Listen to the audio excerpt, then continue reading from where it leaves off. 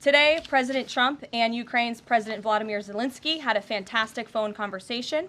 President Zelensky thanked President Trump for a productive start for the work of the Ukrainian and American teams in Jeddah on March 11th. The leaders agreed Ukraine and America will continue working together to bring about a real end to the war, and that lasting peace under President Trump's leadership can be achieved.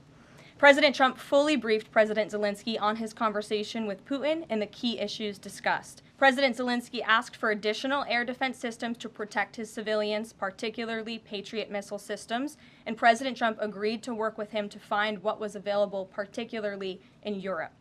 The two leaders also agreed on a partial ceasefire against energy. Technical teams will meet in Saudi Arabia in the coming days to discuss broadening the ceasefire to the Black Sea on the way to a full ceasefire. President Zelensky was grateful for the president's leadership in this effort and reiterated his willingness to adopt a full ceasefire.